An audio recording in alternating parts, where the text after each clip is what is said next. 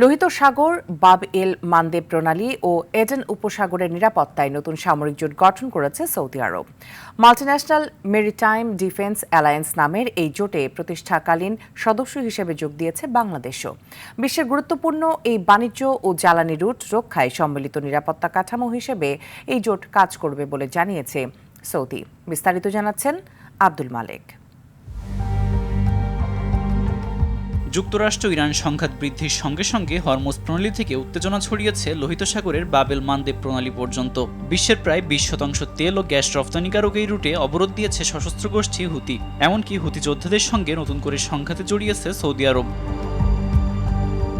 এ অবস্থায় অঞ্চলটির নৌপথে চলাচলের স্বাধীনতা রক্ষায় 14টি দেশ নিয়ে নতুন সামরিক জোট গঠনের ঘোষণা দিয়েছে সৌদি আরব। বৃহস্পতিবার প্রকাশিত এক বিবৃতিতে সৌদি আরবের প্রতিরক্ষা মন্ত্রণালয় জানায়, সম্মিলিত সামরিক প্রতিরক্ষা সহযোগিতা জোরদার করতে গঠন করা হয়েছে এই multinational maritime defence alliance.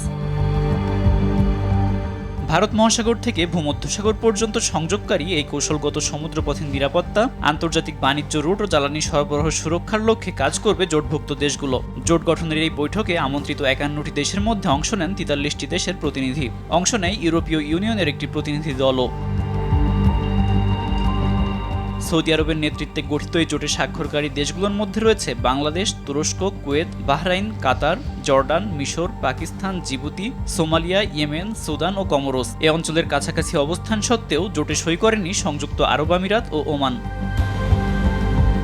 Saudi আরব জানিয়েছে অন্য দেশগুলোর জন্য এতে যোগ দেওয়ার দরজা খোলা থাকবে। জোটভুক্ত দেশগুলোর গোয়েন্দা তথ্য, পরিকল্পনা আদান প্রদানের পাশাপাশি যৌথ মহড়া ও সামুদ্রিক অভিযান পরিচালনা করবে বলে জানানো হয়। তবে এতে কোন দেশ কি পরিমাণ অবদান রাখবে তা স্পষ্ট করা হয়নি। জোটটিকে সম্পূর্ণ প্রতিরক্ষামূলক এবং কোনো নির্দিষ্ট রাষ্ট্রকে লক্ষ্য করে নয় বলেও উল্লেখ করেছে বিবৃতিতে।